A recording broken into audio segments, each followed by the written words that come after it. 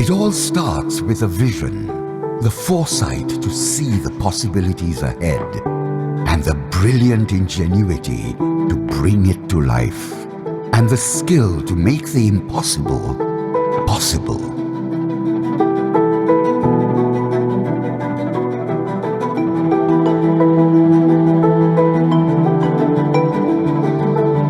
It is understanding your role and using it to shape the way forward. It is to recognize the freedom of creativity. It's having the ability to be bold, yet stay relevant through the years by creating forms that are meaningful and lasting. Built to beautify your life, built for you to thrive.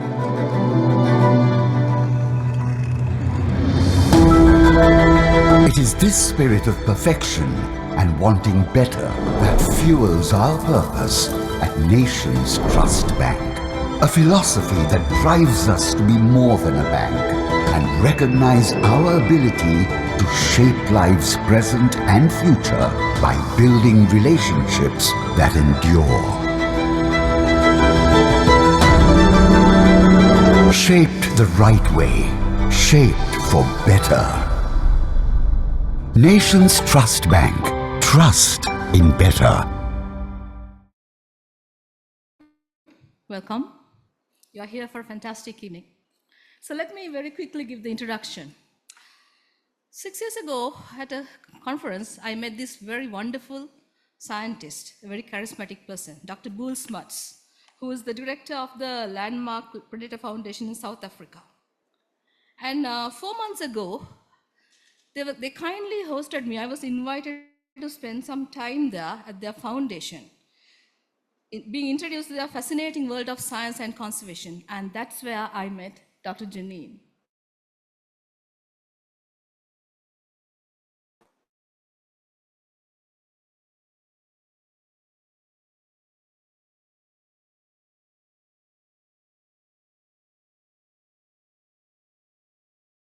So I'm proud, privileged to introduce Dr. Jeannine.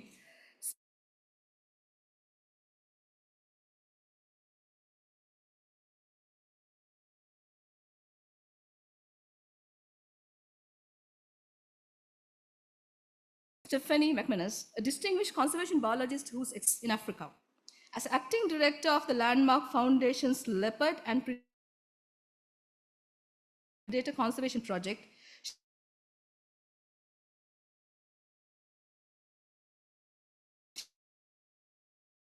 she has led initiatives to create wildlife friendly in Africa and producing overseas.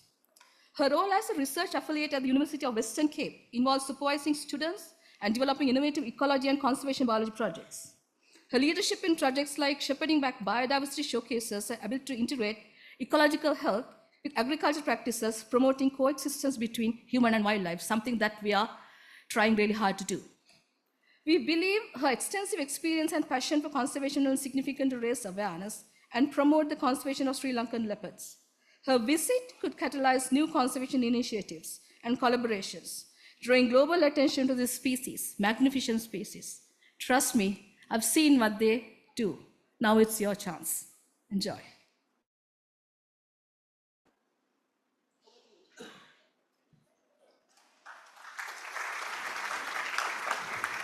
Thank you very much for that comprehensive introduction, Professor.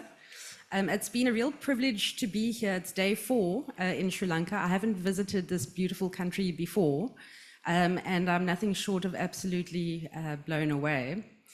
The conservation work that WNPS is doing and the amount that they've achieved over the last 2 years is groundbreaking. I can't wait to see how the story unfolds. So I wish you guys all the best and a great deal of thanks for being here. So I'm Jeannine McManus from South Africa. A small NGO, the Landmark Foundation, is my conservation base. My academic base is at the University of the Western Cape. And I try and marry the two because applied conservation can often be based on opinion rather than facts, and I really wanted to bring a more evidence-based approach into management. This photograph is of a leopard that is moving across a boundary of fences in this case. It's not totally clear in this image, but he's squeezing underneath a fence. And if you know South Africa, I don't know if anybody here has been to South Africa. Can you just show of hands? Okay, so South Africa is quite unique in many ways in that it's fenced off. It's got a long history of fences at a national scale. And what has happened is that most top carnivores and big mega herbivores have been restricted to fenced-in protected areas. And the leopard is one of the few species, and it's certainly the last top carnivore that's able to penetrate and permeate through those fences and live outside of protected areas. In fact, that's where most of their habitat is. So, just the introduction to South Africa. It's a fairly big country. On the coasts, you've got the Indian Ocean on the east coast and the Atlantic on the west. And that brings in a myriad of different environmental conditions inland. It's about 62 million people in the country. That gives us about 45 people per square kilometre. So it's quite different to Sri Lanka. But I work in 3 provinces in the south, the Eastern, Western and Northern Cape. So it's quite different to the northern provinces where there is a lot of larger leopards, especially that go over into the Pan-African scale in terms of Mozambique, Zimbabwe, Botswana. So it's a slightly different story to those leopards. The Eastern Cape is characterized by undulating hills, quite a rich vegetation type called subtropical thicket. It's driven by disturbances by mega herbivores such as elephant and black rhinos and buffaloes, and it would have been an extraordinarily rich wild area historically. It does have some important protected areas, including the Addo Elephant National Park, makes up about 350,000 hectares. But the other land uses are mainly cattle farming, and there are some crops in terms of citrus in this region. As you go further west along the coastal region, you'll find some Afro-montane forest. So these conditions are very different to others, and it's still fairly intact. There's about 300,000 hectares of forest that's still intact, but it is becoming increasingly fragmented. As you go to the west, you reach a city known as Cape Town. It gets a lot of glory, and it is quite a unique place. And that's Table Mountain in the background there. And I like this image because it shows you the urban sprawling around these fantastically beautiful natural areas. And that really characterizes the Western Cape. It's also known as wine country. South Africans' very famous wines are dominantly from this area. But it's also some of the oldest sort of colonized areas in South Africa's history. So it's about 300 years old in terms of agriculture. The rest of the country in that term is fairly young. So there's a lot more modified, transformed habitat in this region. When you go to the Northern Cape, it's dry, it's semi-arid, and the northern neighbor to this province is Namibia. So it becomes a desert further north. But this area is characterized by very rich, palatable, shrubby plants. So there's a lot of sheep farming in this region. So what does this have to do with leopard conservation? It's an image of fashion, wine, some nice lamb chops, and so on. And ultimately, it relates to everybody around the world. We all have an impact, whether we're using animal fibers in our clothing. Cotton comes from some land use. Wines come from an area, and how we produce meat comes from quite a big section of land in South Africa. About 120 years ago, the world had about 1 billion people. It took about 120 years to double that. Then it took about 20 years to add 1 more billion to that. And so the story unfolds. In the mid-80s, we were at 5 billion people. That was around when I was born. And today we're at 8.1 billion people. In the next 15 years, we're going to be another 1.5 billion. And the really scary figure is that we're going to be double our current population within 70 years. So there's a rapidly transforming landscape in front of us. And Sri Lanka is no different. 120 years ago, there was 1 million people on the island, and today there's 22 million. So in 70 years, there will be 44 million. Just to bring back an important point, there's about 330 people per square kilometre in the country here. So it's a very shared landscape. The scary bit is that as human population grows, we outcompete wild species. And so we're dealing with the 6th mass extinction, which is a very scary place to be. And so things really ought to change quite quickly if we were planning to conserve and maintain biodiversity moving forward. So a sort of stereotypical way of the food chain is trophic cascades that start from apex predators, smaller mesopredators, ungulates, and primary producers, if you look at it from a top-down perspective. And this is what would be a naturally regulating system. But the loss of habitat, and this is in the Western Cape in South Africa. I'm not too sure why it's doing that. Let me just quickly. So let me just quickly connect. So a lot of these areas are quite transformed at quite vast scales. But it's not just South Africa. This is Sri Lanka, I believe, for palm oil. And so there's a lot of loss of habitat of wild species here. And so what happens is that there is isolated patches of habitat that leaves wild populations separated from one another. So regulating those connectivity points becomes a fundamental management issue and a conservation planning issue. In South Africa, there's a lot of human-caused mortality. There is largely due to poverty conditions, people using snares, capturing bushmeat to eat. There's also accidental deaths by the means of road collision. The South African landscapes are quite diverse, and the conflict scenarios are quite a sad reality to the country.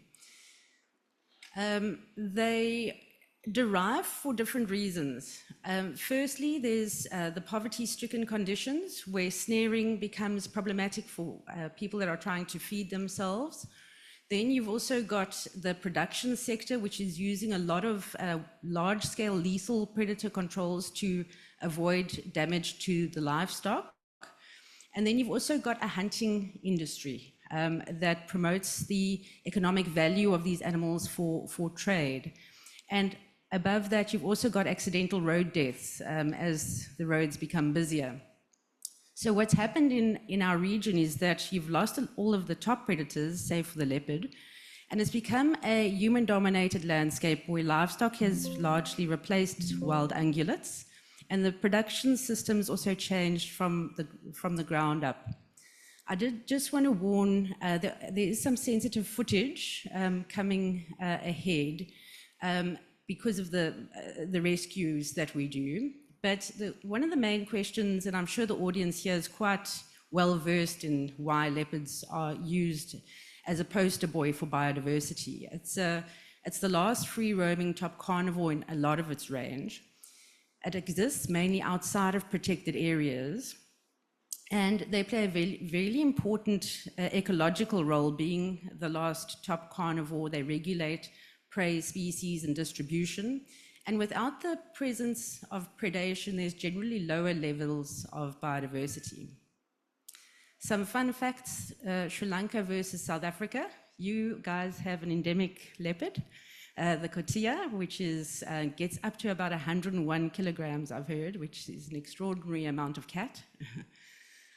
They have extremely high densities. And in Sri Lanka, your protected areas make up about 29% of your country's land. So the South African leopard, it's the Pan-African leopard. It's the same as the leopards that basically occur throughout that continent, the Panthera pardus pardus.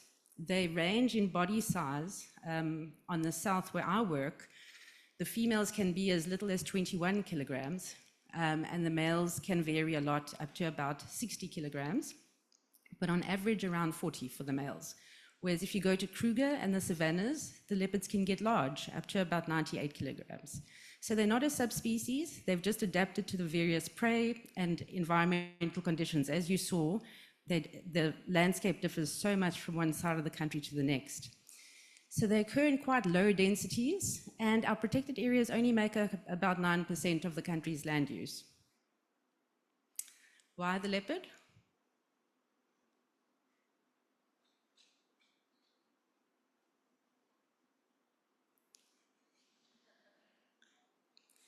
But they're not so different. So they translate conservation across continents. And it's quite amazing that they're such a useful species to garner so much attention to catapult conservation. So what Landmark Foundation does, we started off with a band-aiding exercise of basically rescuing imperiled animals in these human-wildlife conflict scenarios. We do a lot of research. As I said, we prefer an evidence-based approach, understanding what the populations are doing and how they're responding to changes in the landscape, and also how much damage they are actually causing in production landscapes so that we can mitigate that. And by focusing outside of these production landscapes, we can expand wildlife-friendly habitats on areas that are typically devoid of biodiversity. And if we can do that, because 9% of the country's habitat is just not enough to have viable populations in the longer run. The other thing that we do is use policy and advocacy to try and promote changes in the legal framework, to stay up to date with the changing landscape that we see unfolding in front of us.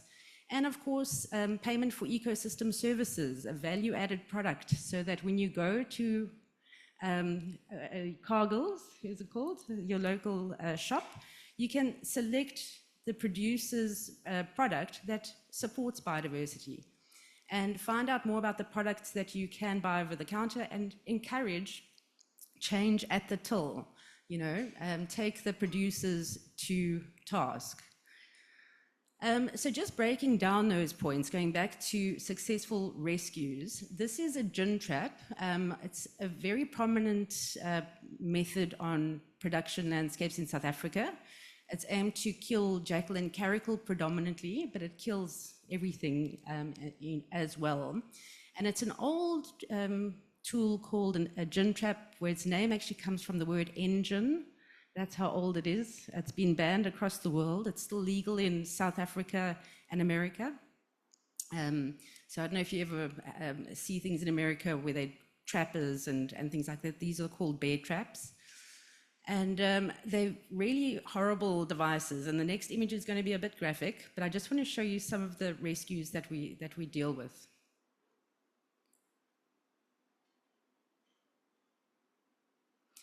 So this female, she's quite young, but she's an adult. She's pregnant at this point, and she was caught in a livestock farm and kept in that trap for about 4 days. So the wound is very infected. It had maggots. It required a lot of attention, and she was quite severely dehydrated. So she was in a rehabilitation center, and the wound.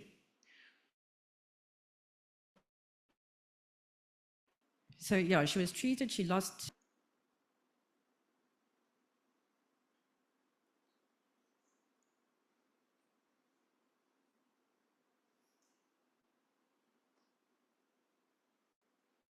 And this is unfortunately a very real reality for not just leopards, but wildlife in general. This was a good news story. She survived, 3 less toes, so her pug marks became quite easy to identify, and she survived.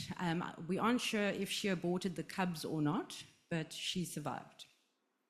But they do tend to recover from these conditions, which is encouraging. They are such a strong species, and so we encourage them not to be killed, but rather to be given a chance in the wild. And so across the landscapes, these take place. This was a lucky leopard, he only lost 1 toe. But what happens in these conditions, we get a call from conservation officials or farmers directly to help them with these conflicts. A lot of farmers don't intend to kill leopard, they're aimed for other species, but because it's an indiscriminate tool, they capture them. Now, leopards are protected, and so it's illegal to capture them. But because gin traps are so indiscriminate, it's not illegal to use gin traps. So there's really a lot of work that needs to go into banning gin traps in South Africa. And what we learn about these is that we go into these hotspots, and this is that leopard's movements. And if I have a breakdown of it, all of those red lines are different farms. So this leopard is traversing about 68 different landowners' properties. And so if one farmer is constantly extracting leopards, you've got a very big impact on the population. So mitigating the conflict and leaving the leopard on site becomes an essential basic action. So these band-aiding efforts, as much as they started off just band-aiding, has resulted in us being able to rescue 73 leopards from otherwise definite deaths. And so we were also able to release these cats on site in most cases with a collar. We can get the data. We can learn about this cat in a human-dominated landscape with the farmer, with the government, with academics, with the vets. And so there's some good news about that. Also, we can reach those farmers to use alternative controls rather than lethal controls to non-lethal controls. The research base for our work is really important. We want an evidence-based approach because we're also trying to inform policy as best possible so that we can move away from gin traps to alternative effective controls. So we're looking at ways to basically rewild South Africa in simple terms. I really enjoyed this photograph because in the foreground, you've got the female leopard with her cub, in this case on a livestock production farm, eating a cow that happened to die of natural causes in this case. But behind her, so those are the transformed landscapes that they're interacting with. Behind that, they've got protected areas in terms of the Afro-Montane forest. Behind that, you've got forestry in terms of the pine forest productions. And behind that, in the Eastern and Western Cape, you've got a mountain chain called the Cape Fold Mountains.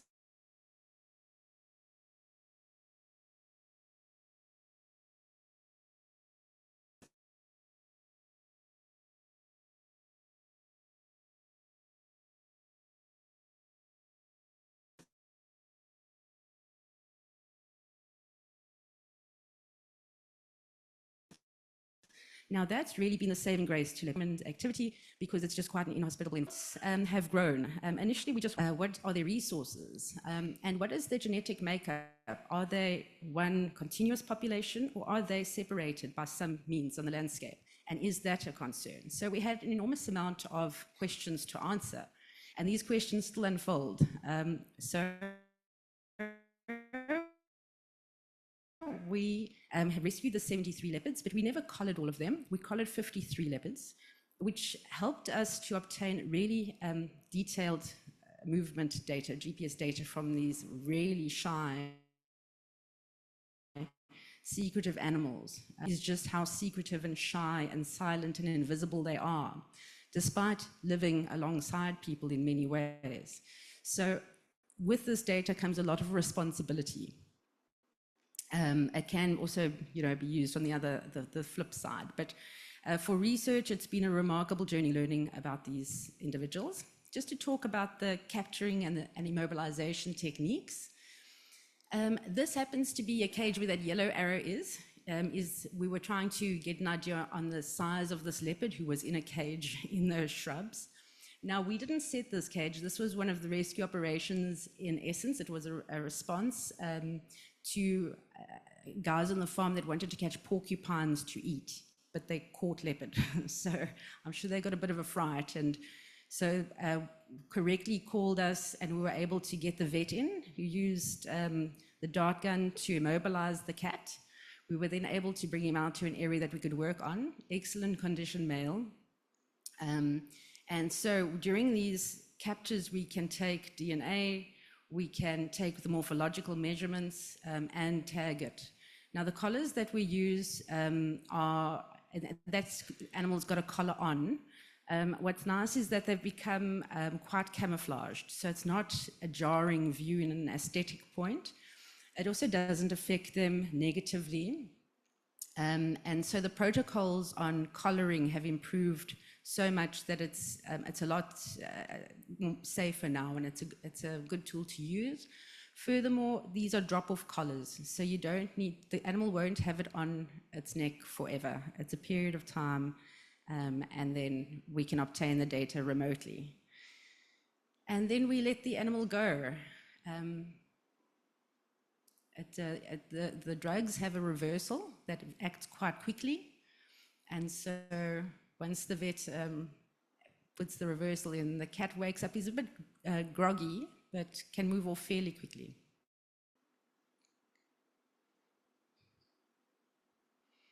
And off he goes into the mountains, and then at which point we get really valuable data. And you know, all of these different colors on this map, and this is the Eastern and Western Cape, is an individual leopard. And so some of them do overlap, and I'll go into that in a minute, but it gives us representative data. You know, understanding leopards that are confined to these tiny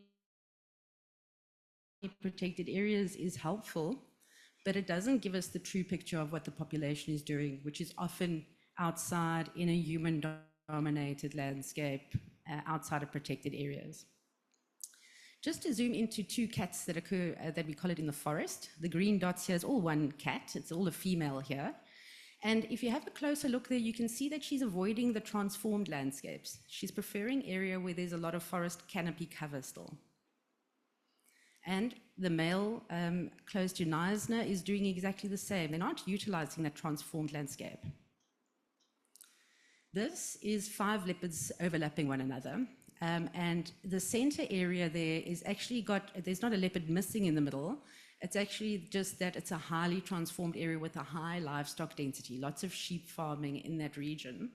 So to break it up, these are the outlines of each individual, but to break it up more, these are the females. And so the females in our region don't like to overlap with their neighboring females. They're very territorial. And this is quite unusual compared to other areas, but it's got everything to do with resources. The resources are quite low, and so they become even more territorial and more feisty in protecting that range to ensure that their cubs can survive to adulthood. The males, on the other hand, do allow overlap on their peripheries, as long as you don't mess with the females or hunt too much within their ranges. So we've learned a lot from these data, especially when you can collar individuals that are neighbors. And basically what we learned, these are 5 general areas across very different environments. And we found that males, almost always, males have double the amount of space that females do. So we're fitting leopards into about 2 females to every male, like puzzle pieces along the landscape. And so they're limited in number by available suitable space. The sad bit is that this male in red, you can see in the middle of that map, he traverses that highly modified area just so briefly. I mean, almost 100% of his time he's been in the very mountainous bits. And it was just that one crossing that caused him death. He got killed by a farmer in that crossing. In another area, we've got the same issue. So this green area is protected area, and this purple male is spending most of his time in this area, but as soon as he crossed over, he got killed. So we're dealing with very hard edge effects in ranges, and so we didn't really understand that before, but now we know that creating buffer zones are incredibly important and mitigating that conflict, and I'll get to the mitigation in a bit. We also wanted to understand where leopard habitat exists and what drives them to exist in these areas. So we had a look at some static environmental features. We also had a look at how males and females might respond to the same variables and what social drivers there might be. That was interesting. So we just compared how they might locate themselves and interact with neighboring individuals based on distance from one another. And importantly, we looked at different spatial scales, so at a larger scale and smaller within home range movement scales. These are some of the things that we tested. How did leopards respond to elevation, distance to farms, slopes, protected areas, distance to cities, also human density, prey availability, and so on. So there were a number of questions that we had to look at. And we found that indeed males and females respond differently to the same features, which is important from a management perspective to know that. So that if we've only got data from a male, then we know that it will be biased towards male leopards. So you really need a balanced data set to have relevant information. But males preferred areas near females, low livestock densities, away from larger roads, steeper slopes, and with a low human population density. Females were also preferred to be near other females, which was a fascinating finding. They liked areas near rivers, likely because it's riparian, there's a bit more cover generally in the vegetation, there's likely a lot more prey, low human population density, and areas as close to protected areas as possible, likely again because resources there are higher. So the interesting bit is that social drivers are actually explained the most about how leopards locate themselves, despite all of these other variables. Now that goes a long way in understanding that leopards, although they're solitary, they are very social. And having chatted to some of your experts in Sri Lanka, they often see different leopards together and even engaging in different, managing each other's cubs, being an aunt or even an outsider. So it's completely different. And this just happens to be a derivative of the resources available in South African conditions. It certainly isn't likely to be the same in Sri Lanka. So there's a lot of questions to be answered, Professor, in this region. I'm looking forward to hearing more about that.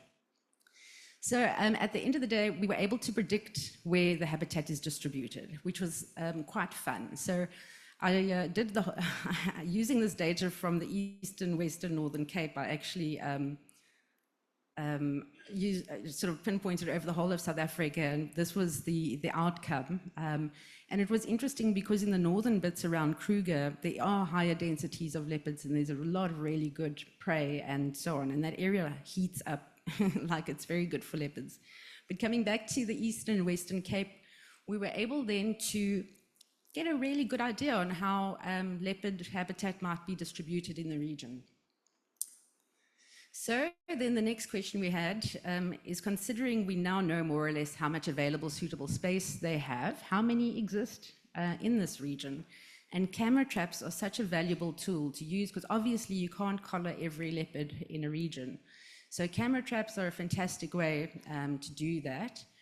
And what happens is we set up 2 camera traps to get both flanks of the leopard so that we could identify the individual as it passes a camera trap.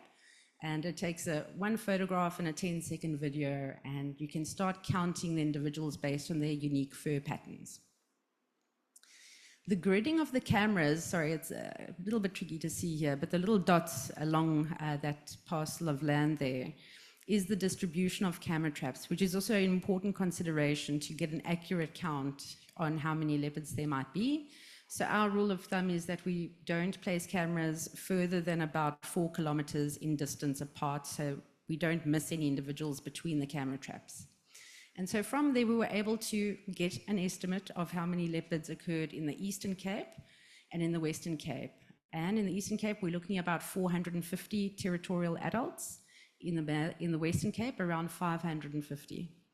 But the question needs to be developed further than just the numbers. Are the Eastern Cape leopards moving to the Western Cape, and how is the connectivity between all of this?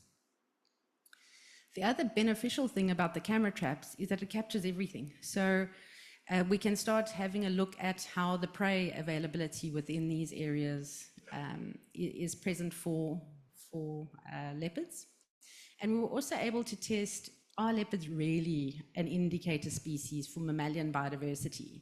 And using the cameras on different land use zones, we found that whether you were in a patch of forestry, whether you were on a game reserve, whether you were in a livestock production farm, or in the mountains, which is here listed as unused landscapes, it generally indicated that as the number of predators present increased, so did mammalian biodiversities, which then supports this notion that Predators are good surrogates as indicator species for biodiversity.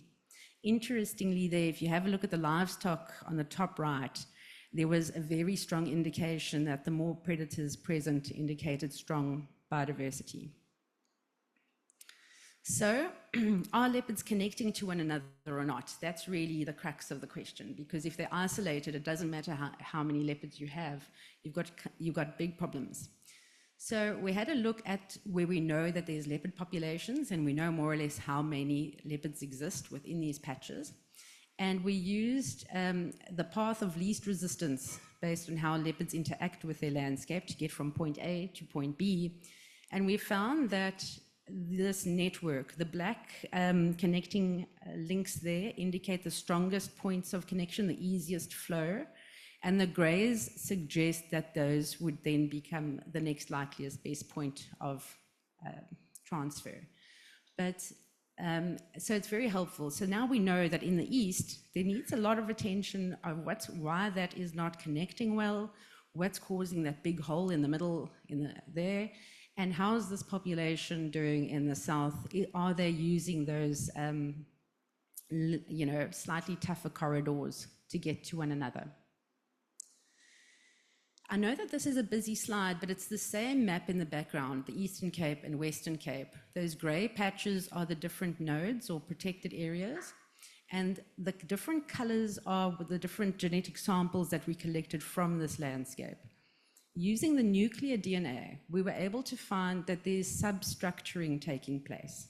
All that means is that there is some gene flow absent in places. And that's really the question, right? Are they connecting to each other or not?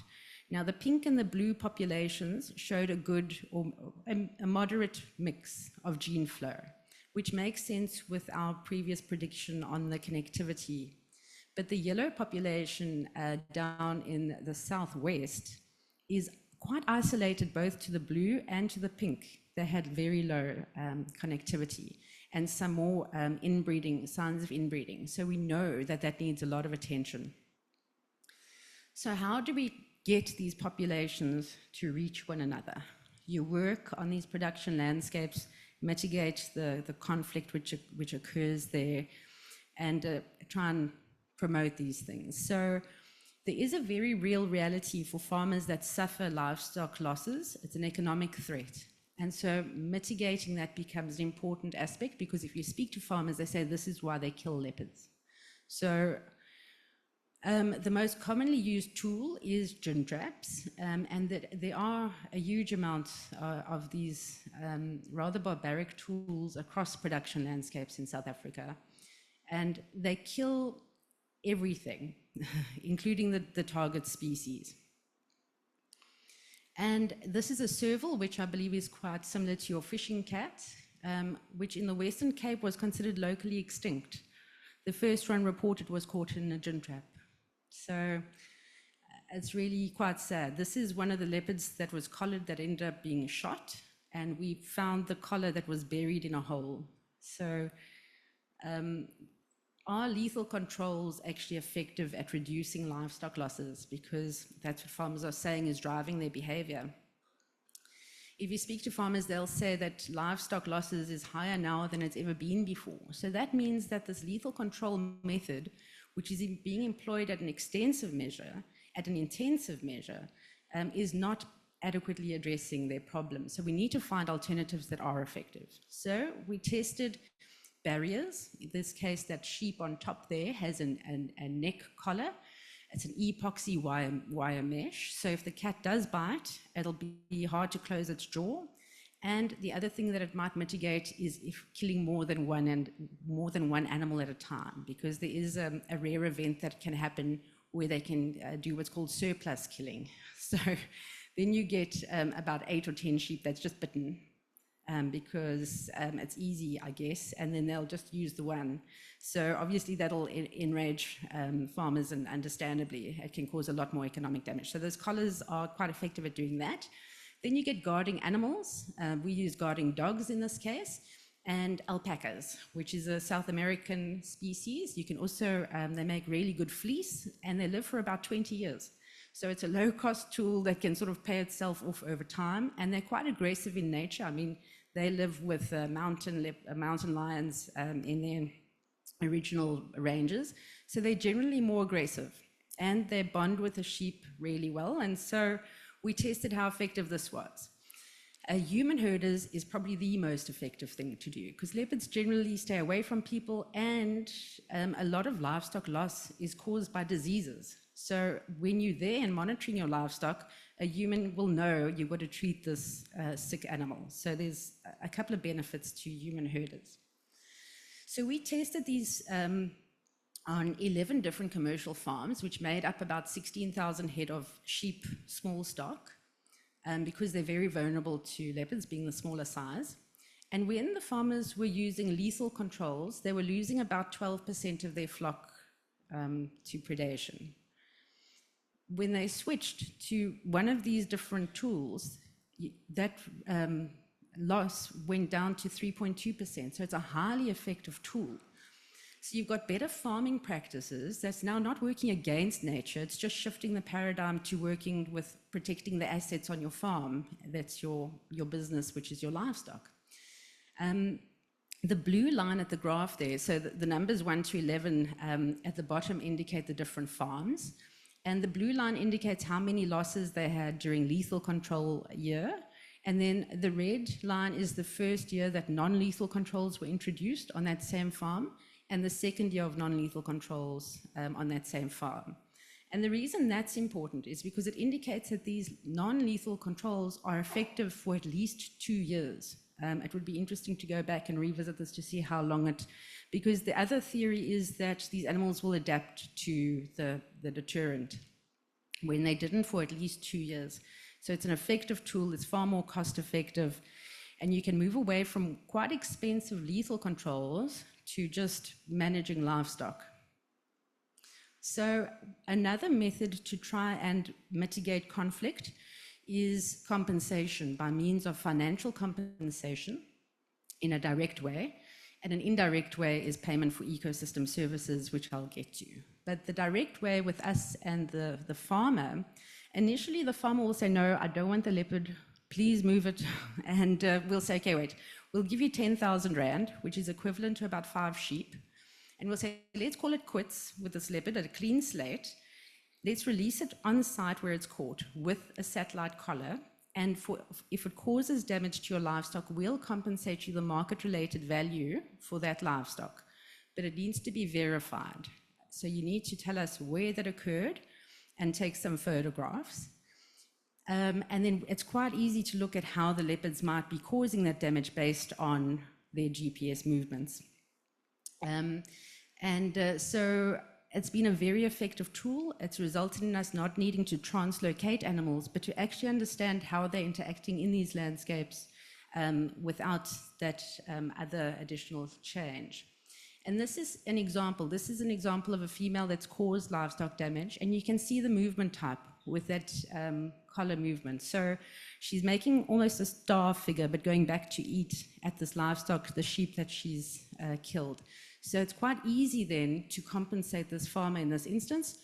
And in fact, it's easier just to help the farmer change practices. So we promote deterrence, protecting vulnerable places. And so we've solved a lot of these issues already along route.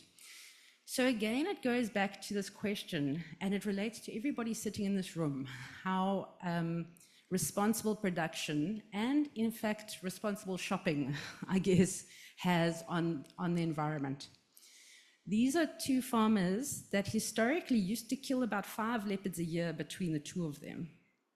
These are not dead leopards. These are leopards that were rescued and worked with on their farm and released on site. We worked with about 12 different farms to collect all the gin traps from these farms, because we had now shifted from a lethal control to a non-lethal control, and a symbolic burning of the gin traps. There was a celebration within the community to take this next page. And this is what we did with the gin traps. So there's a profound pride and responsibility that comes into a celebration. It's turning the page and accepting that it can be a positive change. And so it goes to the fair game and responsible trading. And there's a number of these ways to certify production, but it's important that it doesn't become lost in a greenwashing exercise. And that's really up to the auditors and having transparent auditing, and that's a whole different kettle of fish. But that's fair game's idea. I'm just going to let this video play, and hopefully the audio will come out, because otherwise I'll just, I don't really. So this is a leopard that was caught, our very first leopard actually that we collared, was in a specifically designed leopard cage that was set by the farmer who had the livestock losses. He lost about 25 sheep, and he caught the leopard, which was likely responsible for the losses. That's the farmer just saying that he feels that there's not enough food in the mountains anymore, and he feels that it's untenable to work with this cat, so we had to remove it. We had to translocate it. So the vet darts the animal.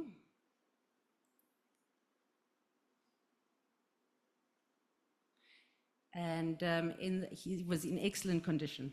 And there were a lot of considerations to translocations, and I'll talk to each of these points next.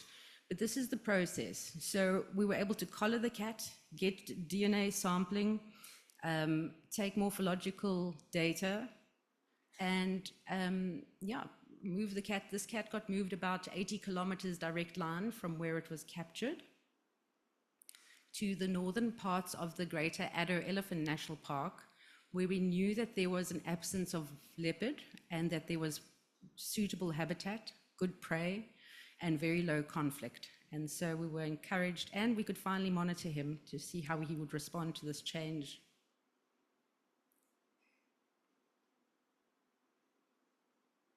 The leopard's fairly awake at this point.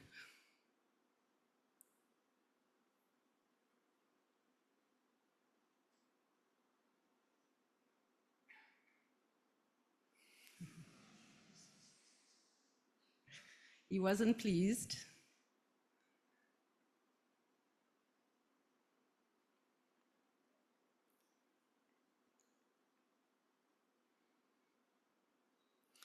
But ultimately, this was a good outcome.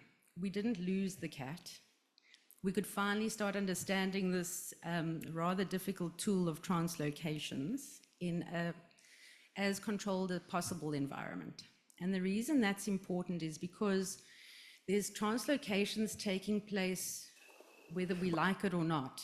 It's happening, and it's often a knee-jerk reaction where government might feel pressured to just mitigate this conflict in the short term, don't say much about it, and so we'll never learn about this process. And it is taboo, it's a very controversial topic, but it really needs to be understood so that we can inform things better. And so we got information from around South Africa. I just want to go back to this map. The data, there's a number of incidences, 7 in Northwest, Limpopo, and across the country like that. We got about 60 events of translocations. Of the 60, 82% were reportedly due to damage-causing animals or human-wildlife conflict scenarios that caused the translocation to be implemented. But 67% of them were not recorded post or pre. So we've got no idea what happened in those almost 40 cases. And that indicates that there's a disparity in the management tool itself. And it needs more formalizing. It needs an evidence-based approach. Out of the 60 incidences, 20, we've got reliable outcomes. Of those, 4 resulted in relocations, where the animal was actually just caught, moved a short distance, but in its home range. It wasn't translocated, it was just relocated within its home range. So that reduced the margins. And then there were 7 what was defined as successful translocations. That definition means that it was based that the animal was moved from its home range, it didn't return to its home range, it survived, and it didn't cause damage where it was released. In 3 incidences, there were reports that it failed, and it failed because of aggression with other leopards that were present, so the receiving population wasn't well investigated, and the animal was just moved somewhere else where there's leopards, and that can cause a huge amount of damage. The other one was moved into an area, a protected areas where there's lions, and this leopard wasn't used to lions, and it got killed by lions. And in one instance, it returned to its home range. And this is the incident where the cat returned to his home range. The red mark is where he was from before. He was a damage-causing animal. In fact, that was how we collared him originally. We convinced the farmer to leave him on site. And in this case, he was causing considerable damage. And while we were compensating, the department became more assertive that we needed to do the next thing, which in their terms was to kill the cat. So we said, okay, well, we've got the idea about translocations. Let's rather translocate the cat. And so they said, okay, that's fine, because we can monitor to see what happens, but they'll only move at about 80 kilometers. And so those yellow marks, where the green point is, it was the release site. And then he slowly, over 5 weeks, returned right back home. So he moved around 400 kilometers during this foray, but he returned home. Okay, so now we can better understand what's something about translocations in any event. And ultimately, we can say that damage-causing animals can be translocated. There's this notion that once they cause damage, they'll always cause damage. That's definitely not the case.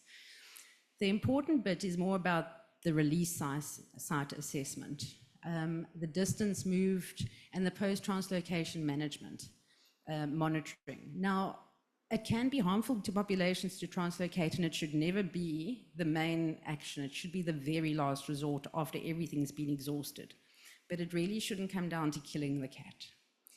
So if you keep on removing individuals from a stable population, that population will collapse. It'll become far more socially conflicted, and they'll never stabilize, and so you'll never have cubs that survive to adulthood, and it's just a myriad of problems that can be formed from there. There's a patch in the Eastern Cape in South Africa where it's like there's a trade. So basically there's one farmer that's based at the edge of a beautiful source population of leopards that's just extracting. I think in 1 year they moved 8 leopards. And that's not in efforts of mitigation. That was just because game farms wanted leopards on their game farms, and so a trade was occurring. So that's problematic.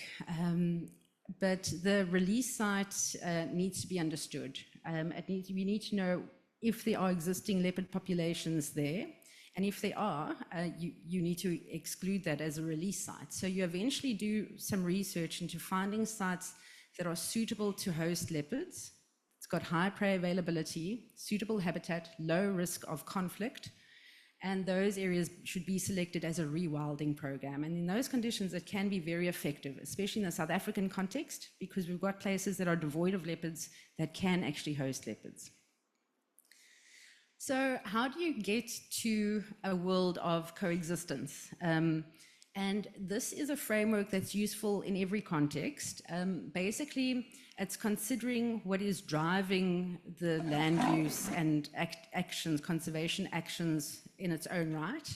And in the South African context, it might be because farmers feel that there's too much economic pressure. They can't afford to live with carnivores. They don't get assistance from government.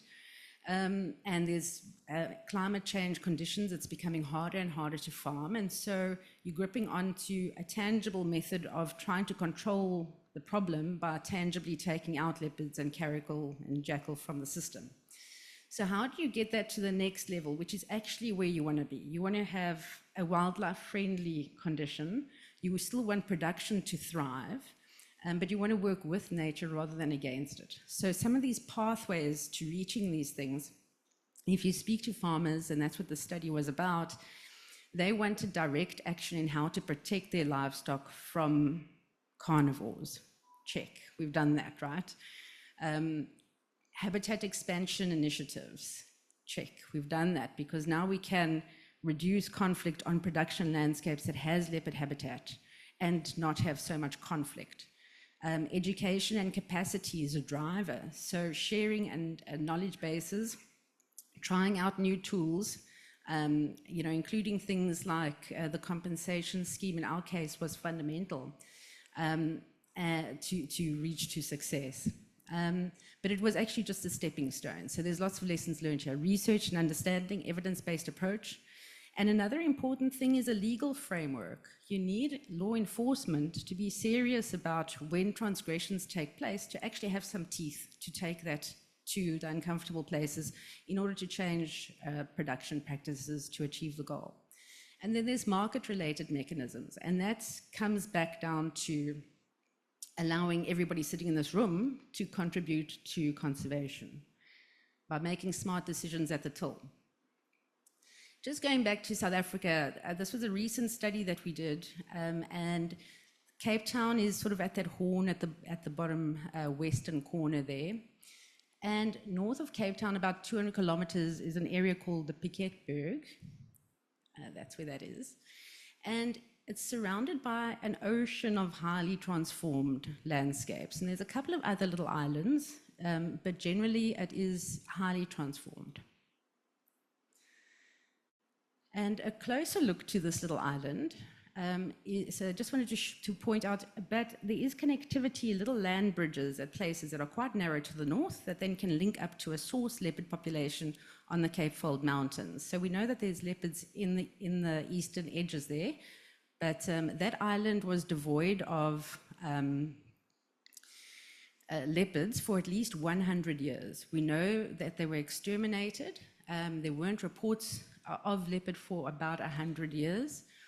And the first report started stemming back onto the Piketberg, is the area's name, in around 1994. And when we did the population counts in the region, we found that it's some of the highest densities we recorded in the Eastern and Western Cape. So we were scratching our heads going, but how is that possible, that they were just absent for so long and now they're thriving?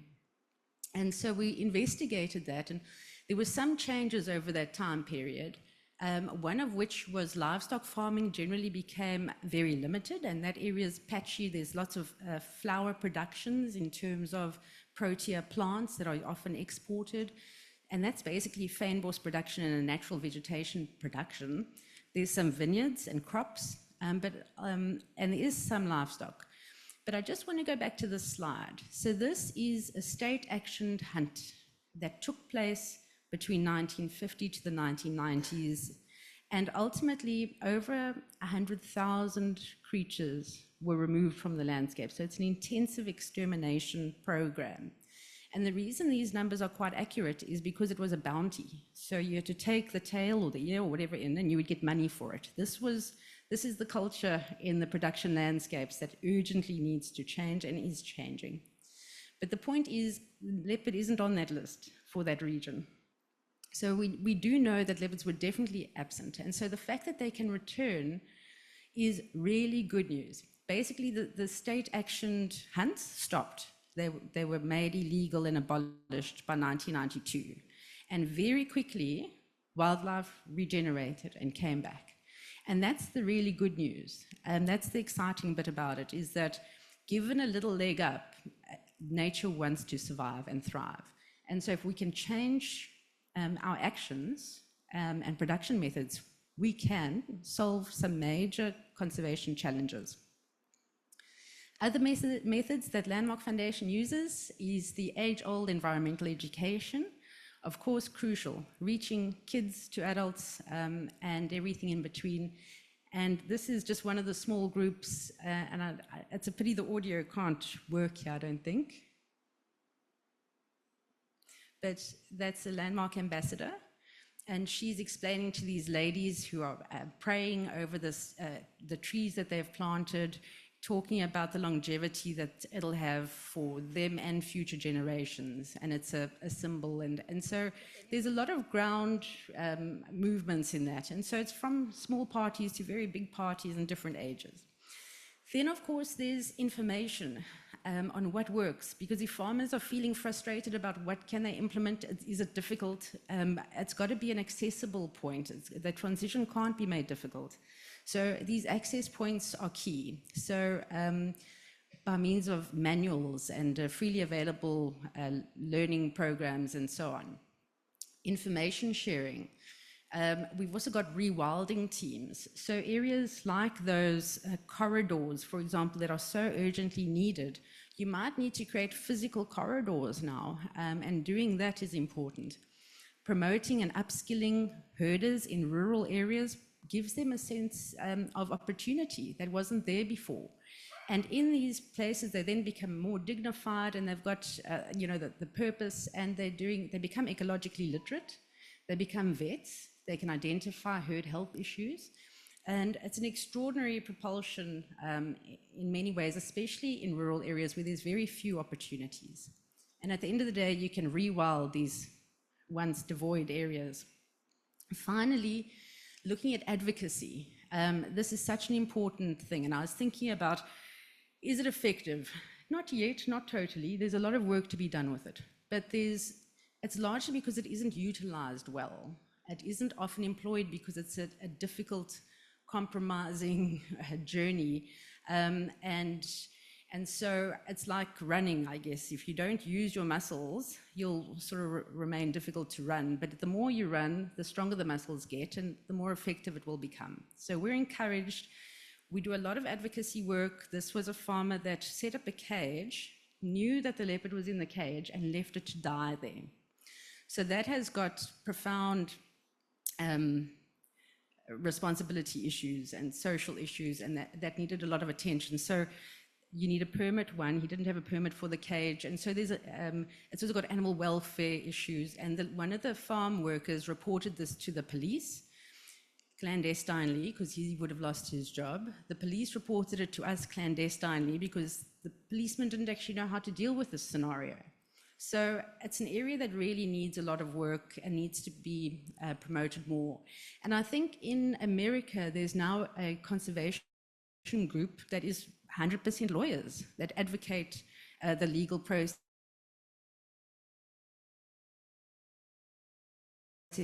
focused at conservation, an important part of the conservation tool when it's needed. So especially in the South African landscape, how do we keep these leopards from disappearing? Because I feel that in many cases, they're on the brink in places. And it comes down to the similarities here, ironically. So one of the biggest assets that Sri Lanka has got in the conservation area is the tolerance, the response, the culture that really respects wildlife. Is so key here, because the other major issues are habitat destruction. That's happening here.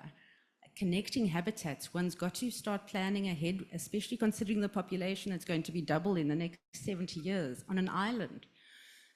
So there's some massive, massive challenges ahead, but certainly one of the assets is that attitudes are positive. But one wants to keep those attitudes positive.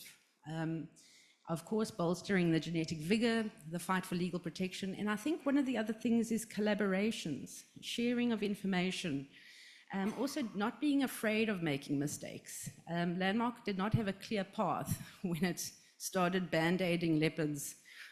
We were sitting in complete dark in how to traverse this rocky journey. But through trial and error, for right or wrong, we're at this point. And it takes us back. Yes, Elon Musk wants to go to Mars, and I'm sure he will, and that's very exciting. But we've got one planet. We've got one planet, and I think in the Sri Lankan terms, this is even more real because you guys are an island with such high endemism, and it needs a lot of responsibility. And the good news is that you've got fantastic researchers, and you're backing it by science, and you've got fantastic people driving the conservation efforts here. And that concludes my TED talk. But I really wanted to say a big thank you to Professor Enoka Kadavadanga. I'm so proud of you, and we've gone a long way now. And the fact that I'm here is a dream come true. WNPS facilitated this opportunity. So I've been wondering if it's going to be useful to them or not. I hope so. Spencer, wow, what an individual. You guys are very lucky to have him. Delmar Tees, thank you so much for being able to bring me here and supporting the project. LOLC, and Jetwing. I got to stay in a 5-star hotel for the last 4 days, not to make anybody jealous, but a leopard researcher doesn't often get these opportunities. So it's been absolutely profound, and a big thank you.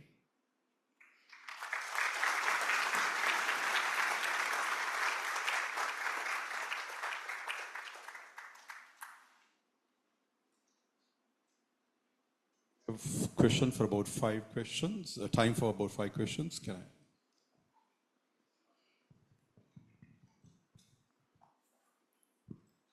Dr. Stephanie, I'm curious and would love to know more insightfully about the ethical measures you have focused when you are conducting this amazing research work. Yeah. That's a great question. There's a lot of ethical considerations from start to finish on this. There's a lot of responsibility when it comes to the species, all wildlife, but leopards are legally protected, and so one needs to consider a lot about the legal frameworks on what's protecting this animal. It takes permitting, it takes responsible handling, going through veterinarians with the correct experience, and even working on the land, speaking to the landowners, building up that relationship with them, and carrying that message through, and also making sure that the information is ground truthed from an academic point of view and transferable. So at very many different levels, there's a lot of ethical considerations within that, including the handling of the animal, the collaring.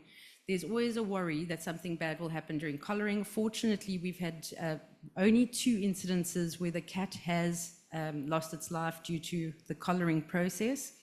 In one instance, the cat had renal failure. She was a very old cat. One wouldn't know that before the dart goes in. And in another instance, it got injured during the trapping process. So it comes with a huge weight of responsibility, but the cost benefit far outweighed the cost. What we were able to learn to conserve the species to now has been monumental. We would have still been telling people that, you know, we've got 10,000 leopards when we've only got 1,000 leopards. You know, so one really does need to take that leap in as best a ground truthed way and ethical way as possible. Thank you for a really interesting talk. A huge amount of data in there. There was one thing that I thought was interesting. You said that the amount of livestock, or the percentage of livestock in that study that was taken, I think it was 13%, when they used lethal methods, and it was something like 3%, I forget the exact figure, when it was non-lethal, which is encouraging, but why? Why actually was it more effective to use non-lethal methods? You think from a farmer's point of view, they might have the simplistic view that let's just get rid of the leopards, and therefore have fewer incidents where their livestock's being taken. Brilliant question. So the transition happens, I guess, a lot of farming in South Africa is quite extensive. So the camps are large, they're free roaming animals, generally in hundreds of hectares in some cases. And they aren't checked on every day. They sort of get checked on every few weeks. And sometimes farmers only check on their livestock in months. So there's not a very hands-on approach with farming. It's all about, well, you know, if the animals are lost, it's carnivores, and we don't, often it's not even checked if it's been diseases or anything, because by the time they check on their livestock, they're just missing X amount of animals. So, so that is one problem, and that's partly what the issue is. It basically transferred from managing wildlife on your production farm to managing livestock. And so simply, livestock was more protected. And I mean, if you, you know, in an area where there's a high amount of crime, have a shop and you don't lock it up at night, you might have theft at night. And it's as simple as shifting. It's a business after all.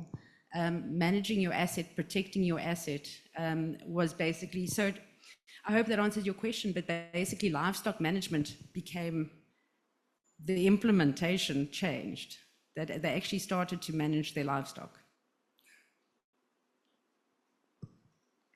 Yeah, thank you very very much for the amazing lecture. I just have a follow-up question to what this gentleman mentioned. So like, you mentioned that in South Africa, you had like compensation methods and a lot of resources available to actually inform the farmers of these non-lethal methods that they can use to protect their wildlife, that they can protect their livestock. But in Sri Lanka, mainly, I think due to remoteness, these farmers in these protected areas have very little access to information. So do you have any suggestions on how we can make these resources and this information more accessible to these farmers in Sri Lanka specifically? Fantastic question. So there's not a lot of resources available. We're a small NGO that scrapes pennies around to try and make sure that we're able to implement this. So it's not supported by government financially. It's completely supported from an NGO in.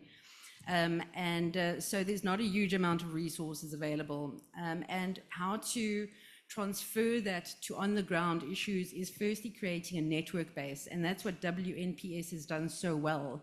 They've been able to go onto the ground, start the communications with areas, identify what's driving, because conflict in Sri Lanka isn't the big issue, but where it is, that communication is now sent to the forest rangers, who then can network that to their counterparts, and so information can be shared on a network that is further being developed by some of the work like what WNPS is doing.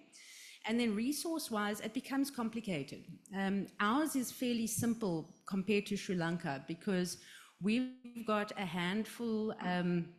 We don't have thousands of people occupying the same parcel of land. And so we only need to go to a few people to make that formal agreement with, and then form a way forward. But in our instance, this is the biggest production landscape in South Africa, is predominantly livestock. And so that's why our focus was there. I think in Sri Lankan's terms, it might be in other areas like tea plantations and other production systems that you might need to look at ensuring don't become biodiversity devoid, but remain ecologically viable with different mechanisms to promote wildlife on these production systems. So there are some nuances that are different, but in essence, we're just trying to ensure that those connection points, despite the land use, maintains for wildlife. And I think that's similar to Sri Lanka. So I think then bringing members of industry in and discussing with the planters in these transformed areas, forestry, and I'm not too sure if palm oil is a big issue here, but you know, anyway, things that transform the landscapes are areas of focus. On the livestock compensation, that's something that the WNPS is working with LOLC. Probably in the next 2 months, you'll have something coming out, and we're trying a pilot project in Sigiriya, Minneria, Dambula, that triangle there.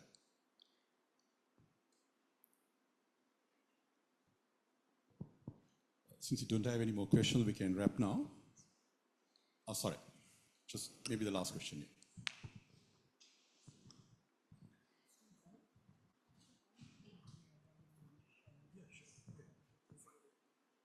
Thank you for the wonderful lecture.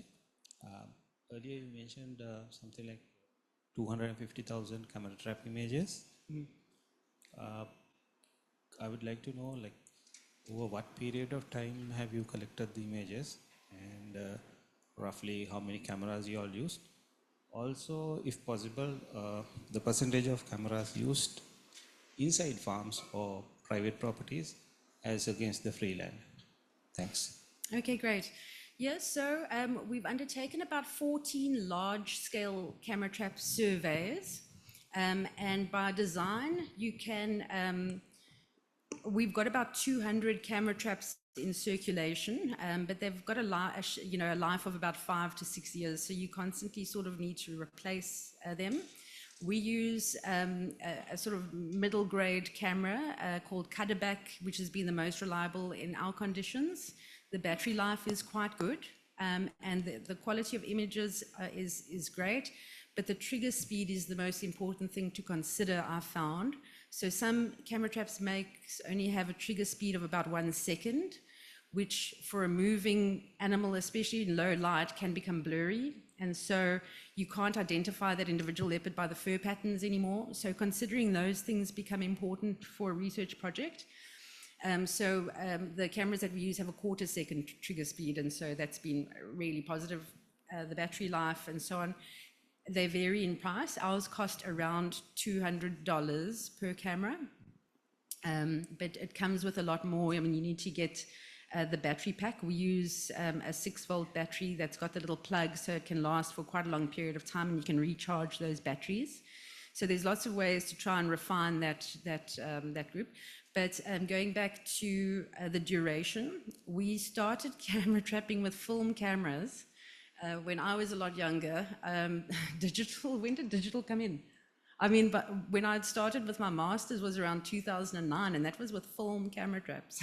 So believe it or not, we've come a long way in a fairly short period of time. And so from around 2012, we were using the digital cameras.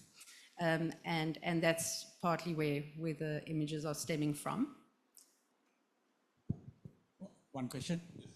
Stunning talk. Thanks. Well-rounded conservation talk. Thank you. One last quick question. The leopard that returned, what happened to it? So we bought a time, and at the end of the day, nothing happened to it. So at the end of the day, we could work a lot more with the farmers to mitigate conflict, because ultimately then the process would have to start again of capturing, collaring, moving, or basically at that point the animal would have to be killed. So it's just at bought time, but also the conflict has been mitigated by working with that farmer. So in many instances, this is sort of what you're working with. It's not a perfect solution. There's always some compromises, but it's important to come together and discuss with that landowner, how can I help you out and coexist? How can we promote tolerance? What is satisfactory to you to have this animal not be harmed while you can still produce your livestock? Thank you, Jenny. You wanted to show a video? I would love to show you a unique capture that occurred at it's fairly short, so I won't take too much of your time. This cat fell into a reservoir. He was chasing a monkey. The monkey got away. It fell into a reservoir. Fortunately, the water reservoir was empty, but he was stuck.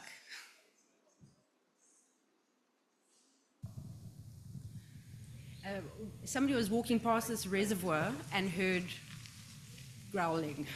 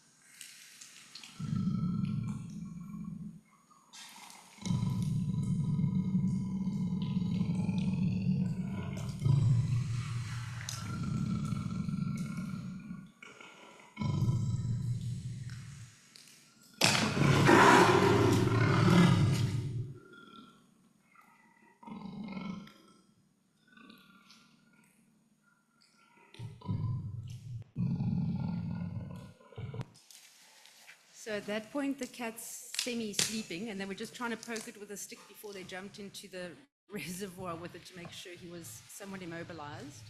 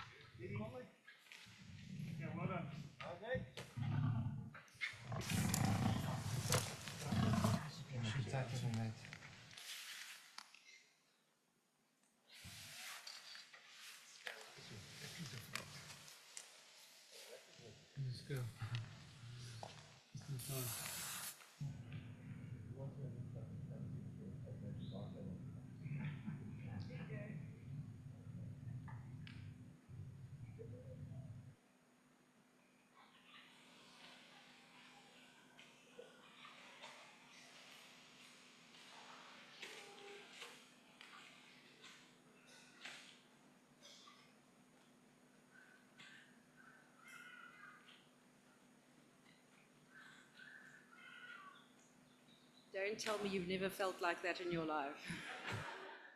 So yeah, that's just one of the unusual rescues that we've done.